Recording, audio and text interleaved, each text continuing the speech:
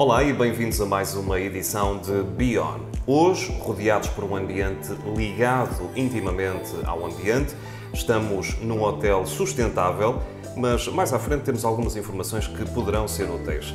Connosco hoje a Carolina Bianchi, da startup Mudatuga, e qual não seria o melhor lugar do que estarmos num hotel sustentável. Carolina, muito bem-vinda, muito obrigado por ter aceitado o nosso convite. Obrigada eu pelo convite. Como é que alguém formado em biologia, uma área geral dentro daquilo que é o funcionamento dos ecossistemas, dos seres vivos, decide que o meu caminho é a preservação do ambiente e dos recursos naturais?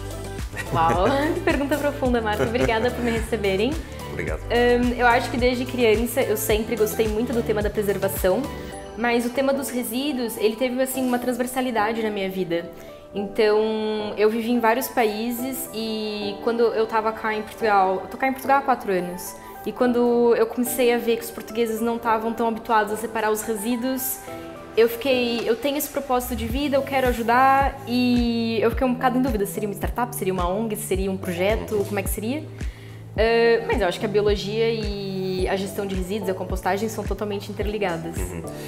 Vem de uma realidade, tirou a sua formação de base em São Paulo, no Brasil, uma grande metrópole que tem tantos habitantes quase como Portugal. Portanto, como é que funcionava, por curiosidade, a questão da separação dos resíduos num contexto completamente diferente do que é o português? Depende muito. Então, na minha realidade em São Paulo, porque assim, eu sempre digo que São Paulo tem imensas realidades, né? No prédio onde eu vivi sempre houve separação de resíduos, sempre houve o resíduo reciclável, recolhido separadamente do resíduo comum, né, do indiferenciado. Na minha casa, eu comecei a fazer vermicompostagem em 2010.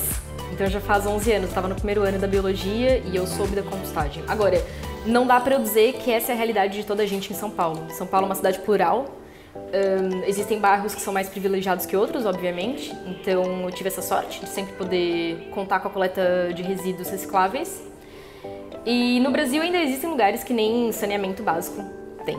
Então, eu acho assim, a minha São Paulo foi uma São Paulo em que o resíduo sempre foi separado. Uma realidade muito heterogénea. Olhando então para esta questão da compostagem, a vossa missão passa por conseguir, por meio da compostagem, aproveitar até o último caroço de azeitona. Sim. Como é que isto se transporta para uma linguagem ainda mais terra a terra? Como é que a compostagem funciona, para aqueles que não conhecem o processo? Bom, então a compostagem basicamente é a reciclagem de resíduos orgânicos. Da mesma forma que a gente pode reciclar o plástico, a gente pode reciclar os nutrientes. Ela passa pela degradação da matéria, assim, não quero entrar em grandes detalhes de ligações químicas, etc. Mas o que a gente basicamente faz é pegar os nutrientes que estão nos alimentos, nos restos de alimentos, transformar num estado em que ele possa ser reabsorvido pelo solo. É basicamente, em vez de a gente desperdiçar, a gente recicla. E essa reciclagem pode acontecer de várias formas. Pode ser com a ajuda das minhocas, pode ser ajuda das bactérias termófilas, com a ajuda de alguns fungos, pode ser até um processo mais mecânico também, com alguns compostores elétricos.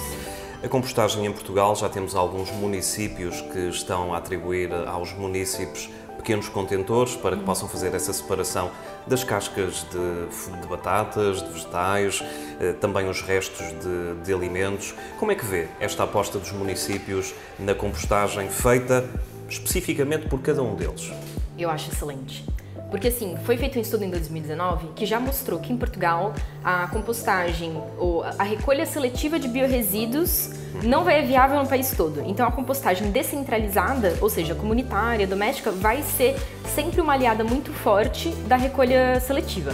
Agora, eu acho super importante que os municípios façam isso, só que o que a gente notou na Mudatuga, e essa é uma das coisas que a gente tem tentado trabalhar com as câmaras, etc., é nem toda a gente tem espaço ou um jardim para colocar o compostor grandão. Então o que a gente tem feito é trabalhar com um método que chama Bokashi, que veio do Japão, e são contentores mesmo pequenitos assim, de 12 litros, e que qualquer pessoa pode ter dentro de um apartamento. E a gente queria que as câmaras distribuíssem compostores para quem vive em apartamento também, para quebrar um pouco o mito do odor, ou da dificuldade, ou da necessidade de espaço para compostagem. A Mudatuga tem percorrido aqui um conjunto de etapas, faz parte, é a lógica das startups. Como é que estamos neste momento? Eu sei que vocês muito recentemente, e estão ainda num processo não digo saída, mas quase próximos da saída da incubação. Vocês estiveram ligados a este programa Startup Voucher 2019-2022. Como é que foi este processo? Como é que está a ser? Está a ser incrível. Com certeza, sem o apoio do Startup Voucher, seria impossível a gente concretizar a Mudatuga. Nós submetemos o projeto em julho do ano passado para o financiamento, mas ele já tinha sido criado em março. Não é um projeto assim muito antigo em termos de materialização. Agora, é uma ideia que eu e as minhas colegas, que a gente já se conhece há 12 anos, já tínhamos pensado várias vezes. Já passamos, então, pelas 2 primeiras fases do Startup Voucher, estamos na terceira. E, de fato, a gente está nesse momento bem crucial de finalização de plano de negócio, começar a pensar em investidores, como é que a gente vai fechar ou dar o nó para todas as pontas soltas que ficaram, né? Que é normal durante o processo de incubação. Só que uma das coisas que a gente está muito empolgado, não sei se vocês viram, mas é que a gente acabou de ganhar o Climate Launchpad de Portugal. Já lá íamos. Mas sim, claro. Sim, tem sido assim tudo muito empolgante. Nesse momento, o que a gente está a fazer é tudo que tínhamos planeado para incubação, a gente acabou antes do tempo, porque a gente se empolgou um bocado muito, foi fazendo as coisas rápido. E o que a gente está a fazer agora é tentar encontrar parceiros e investidores para a gente criar o nosso próprio compostor. Quando começou a Mudatuga, a gente não tinha achado que ia fazer um compostor nosso. Nós achávamos que ia ser um projeto muito focado em uma startup de educação.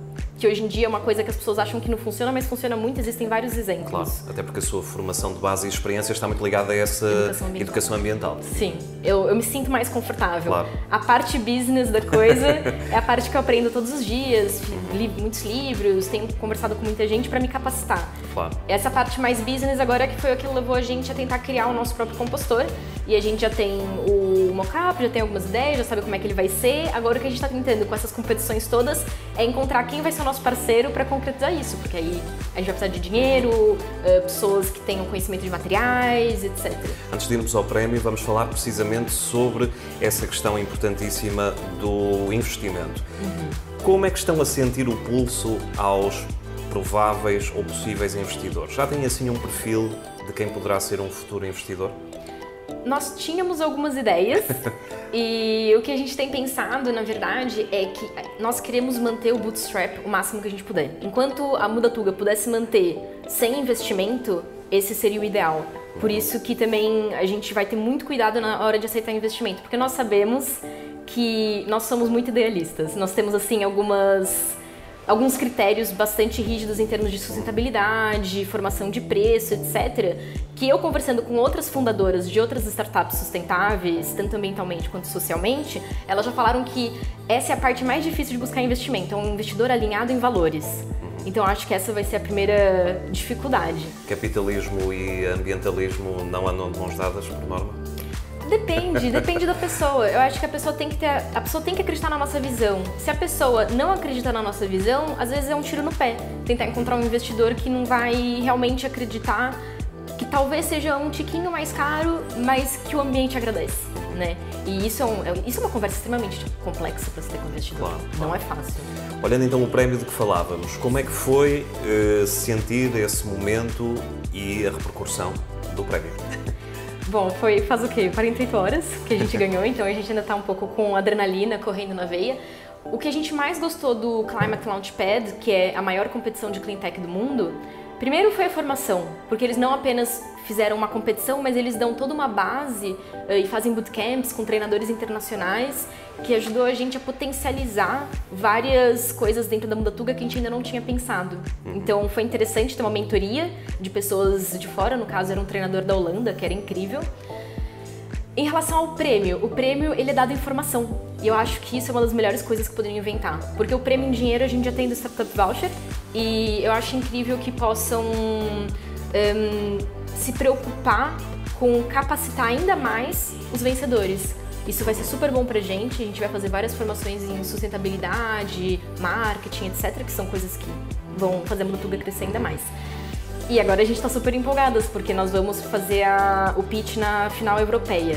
E aí vai ser... Vai ser um momento ainda mais relevante. Vai ser. A Carolina tem tido a oportunidade também de acrescentar valor ao seu currículo através da formação que fez também em Coimbra, que é um nível superior.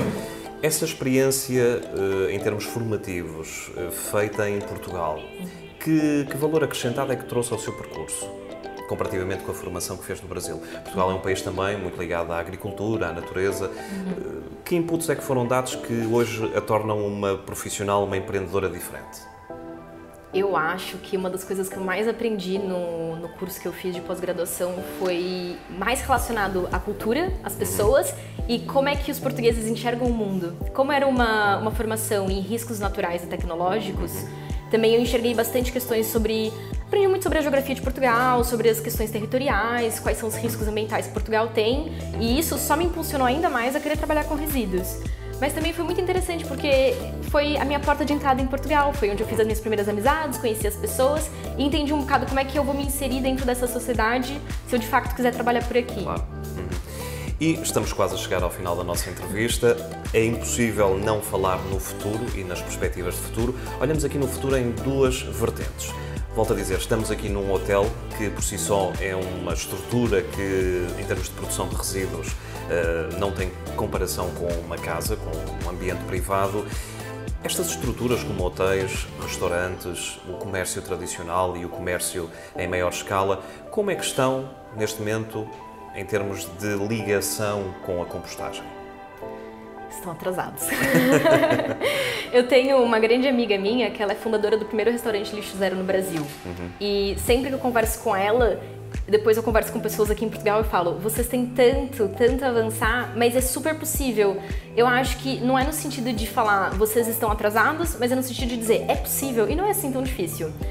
Eu adorava poder fazer um projeto com um hotel grande, alguma coisa assim, um restaurante maior, um projeto que fosse mesmo como se fosse um modelo para que todos os outros pudessem seguir, que vissem que é possível criar um hotel que seja mais sustentável, um restaurante que tenha lixo zero, que é tudo uma questão de planejamento. Quando a gente tem um planejamento, passa a ser possível. E até eu tive foi há 1 ou 2 semanas, eu fiz um seminário para um hotel, a Escola de Hotelaria de Coimbra, e a gente estava falando justamente sobre isso, como é que a gente cria um hotel lixo zero.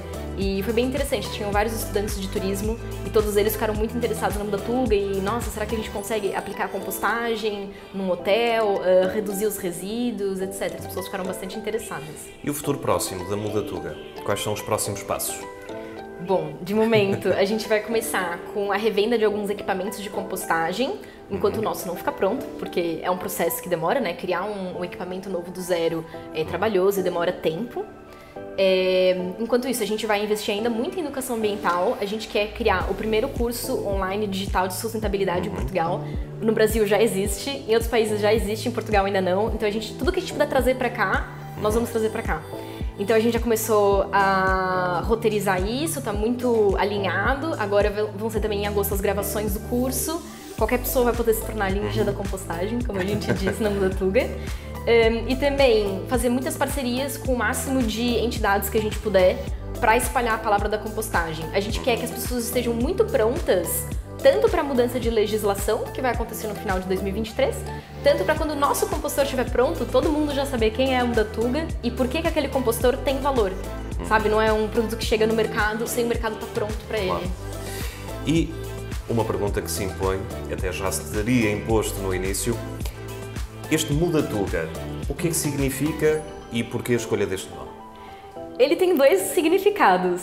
O primeiro deles foi muda, de mudança, porque a gente queria mudar Portugal. A gente queria, quando nós criamos a Mudatuga, eu, a Luana, o José, Pedro e a Júlia, nós queríamos que fosse uma startup de impacto.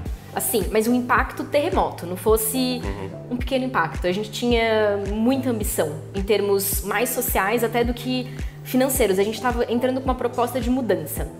Depois, com o tempo, a gente ficou repetindo tanto o nome que a gente percebeu que, na verdade, também a gente estava plantando uma semente. Então era uma muda, no sentido de uma planta pequenina, uma Mudatuga. Era uma plantinha portuguesa que vinha para florescer e que ainda ia ter que crescer muito. E a gente teria que aprender muito ainda para chegar no nível de desenvolvimento de uma oliveira centenária, por exemplo. E que daqui a 1 ou 2 anos estejamos aqui a falar já com resultados fantásticos. Carolina, muito obrigado, foi um gosto tê-la connosco. Muito sucesso para a Mudatuga e voltamos a ver-nos em breve. Sim, até muito obrigada a vocês pela entrevista. Quanto a si, encontro marcado numa próxima edição de Beyond, não esquecendo que a revista On Startups está disponível através da plataforma Issue, por isso não perca mais uma edição. Até lá!